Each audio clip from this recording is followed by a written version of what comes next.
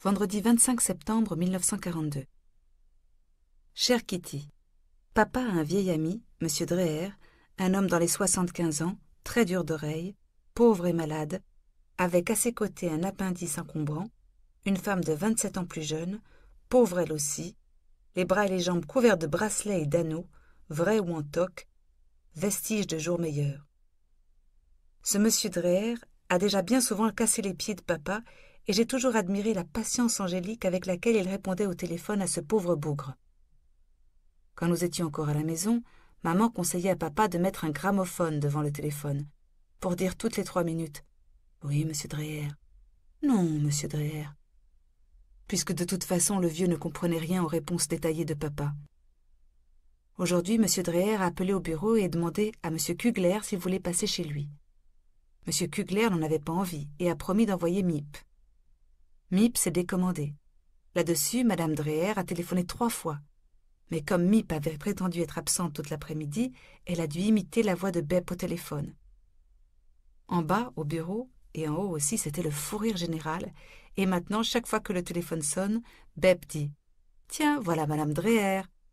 Ce qui fait que Miep se met à rire avant de décrocher et répond aux gens très impoliment en pouffant. Tu vois, une affaire aussi sympa que la nôtre, il n'y en a pas 2 au monde. Les directeurs s'amusent comme des petits fous avec les employés. Le soir, je vais de temps en temps bavarder un peu chez les Van Damme. On y mange des gâteaux antimites avec de la mélasse.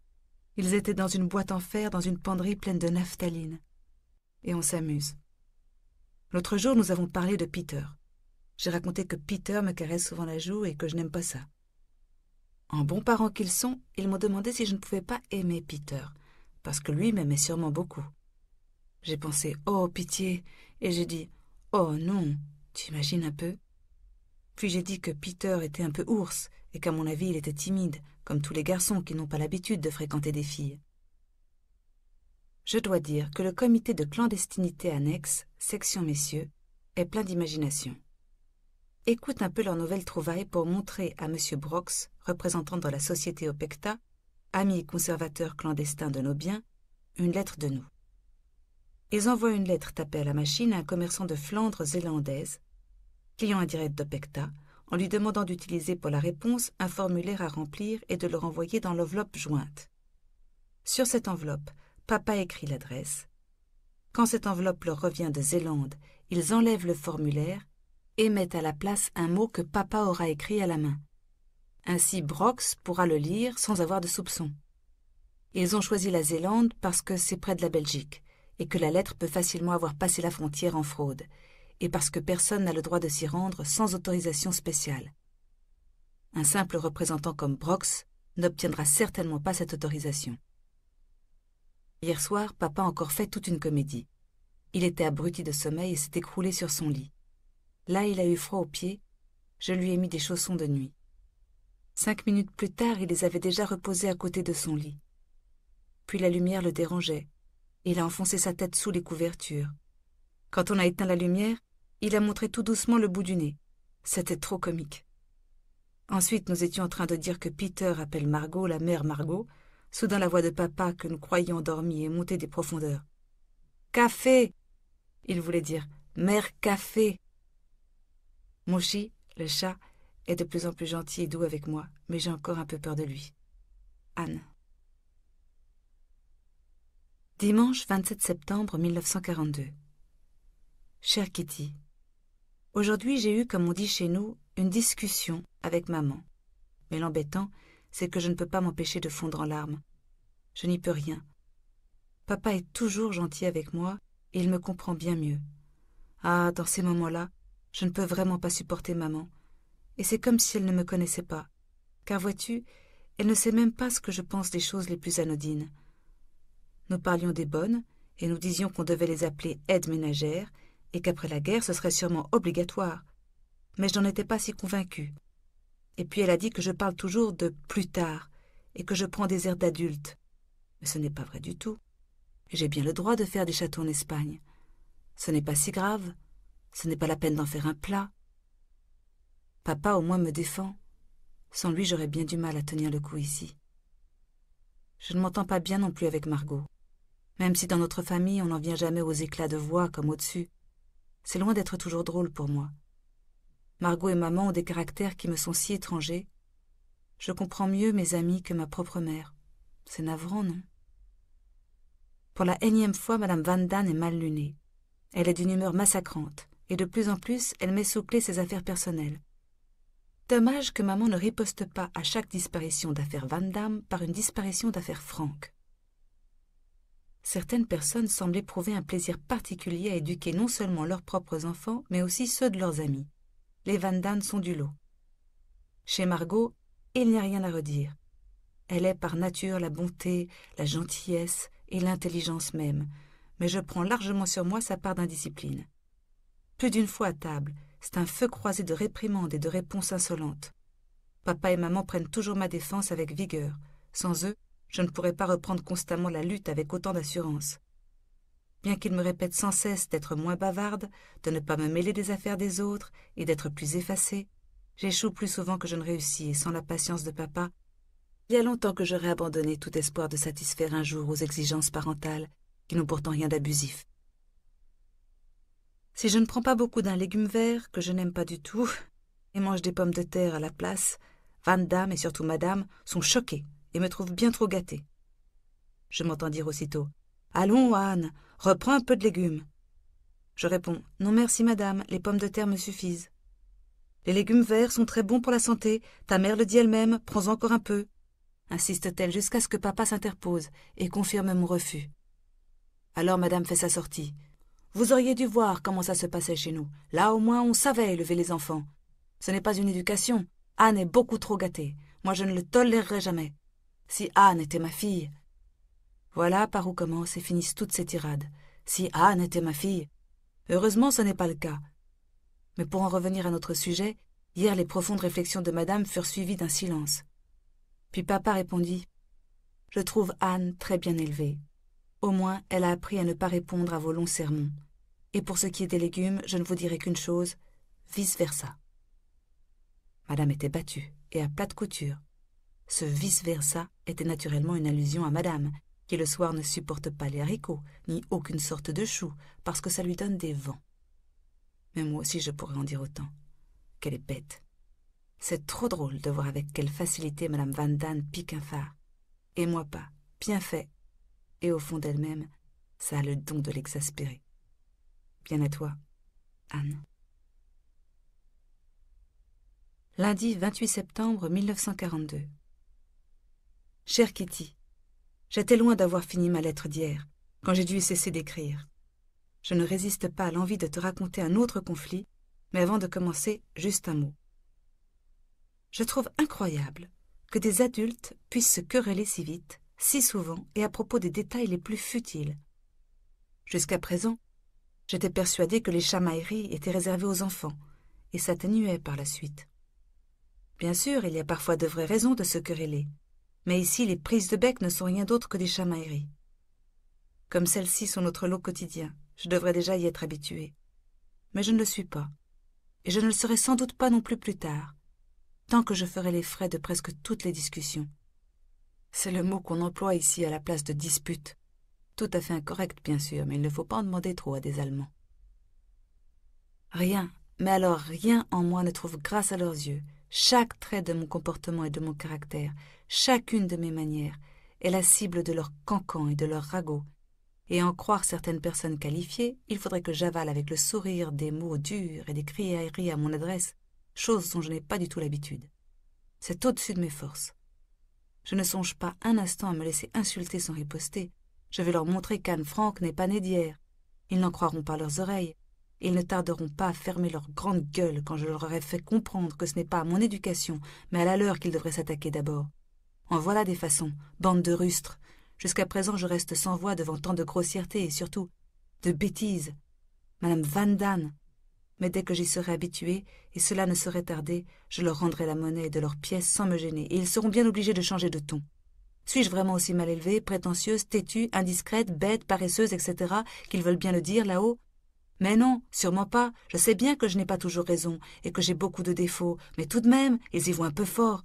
Si tu savais, Kitty, comme il m'arrive d'écumer sous ces bordées d'injures et de sarcasmes, et le moment n'est plus très éloigné, où toute ma colère rentrée explosera. Bon, j'arrête sur le sujet.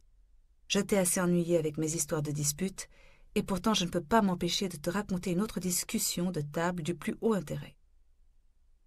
De fil en aiguille, on en était venu à parler de l'extrême modestie de Pym. Cette modestie est un fait établi dont les gens les plus idiots ne sauraient douter. Soudain, madame, qui veut toujours être le point de mire de la conversation, s'est exclamée. « Moi aussi, je suis très modeste, bien plus modeste que mon mari. » On n'a pas idée. Cette phrase illustre bien sa modestie.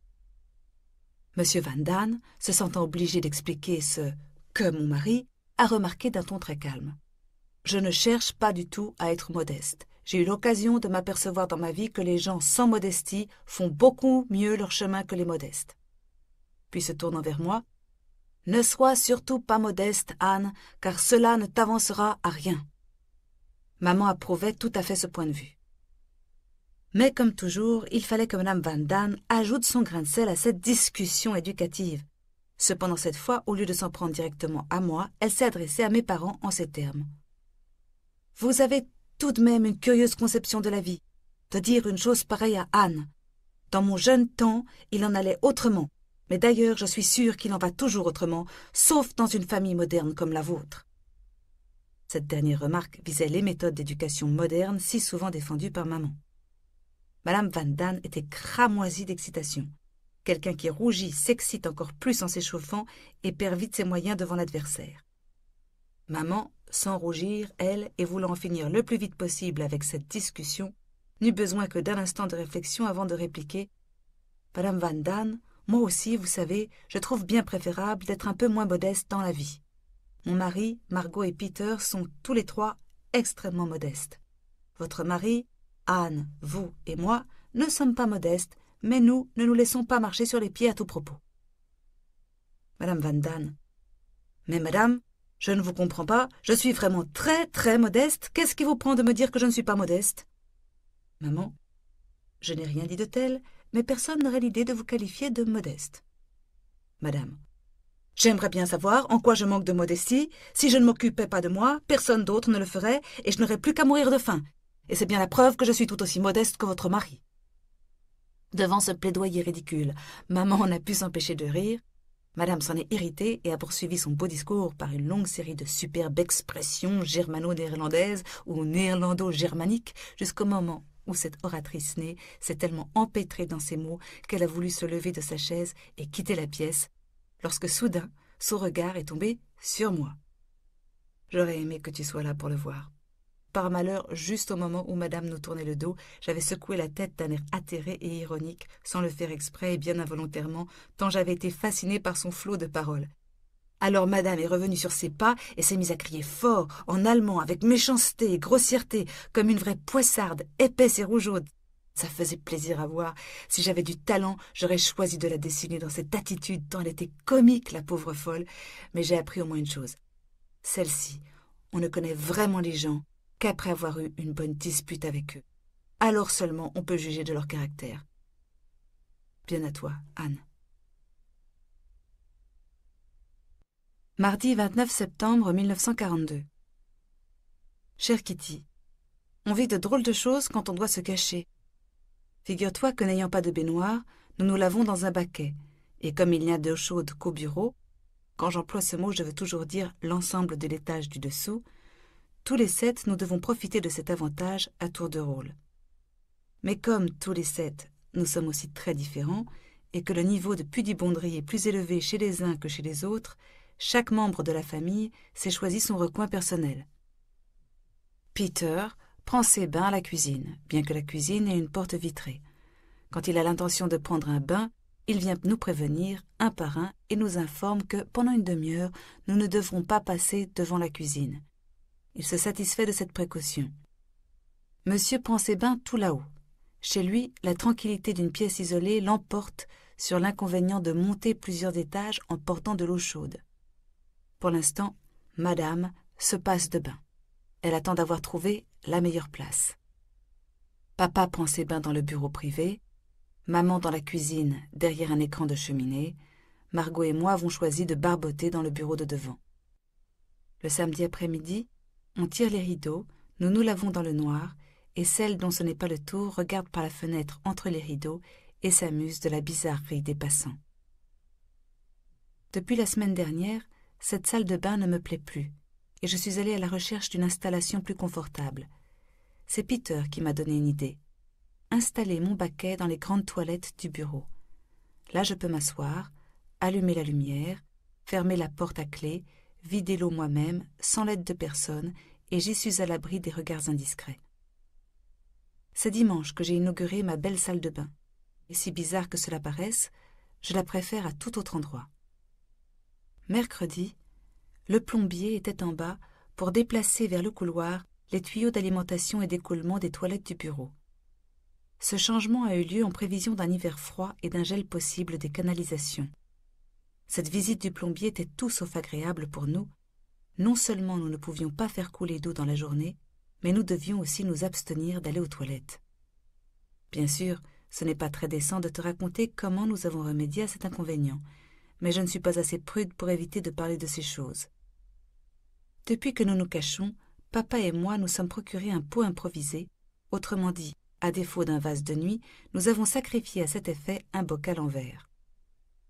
Durant la visite des plombiers, nous avons mis ces bocaux dans la pièce et nous y avons conservé nos besoins du jour. Cela m'a paru bien moins gênant que de devoir rester sans bouger et sans parler toute la journée. Tu n'as pas idée du supplice que c'était pour mademoiselle Coin-Coin. Normalement, nous sommes déjà obligés de chuchoter. Le silence et l'immobilité totale sont encore 10 fois pires. Après 3 jours de compression constante, mon derrière était tout ankylosé et douloureux. Un peu de gymnastique le soir m'a soulagée. Bien à toi, Anne.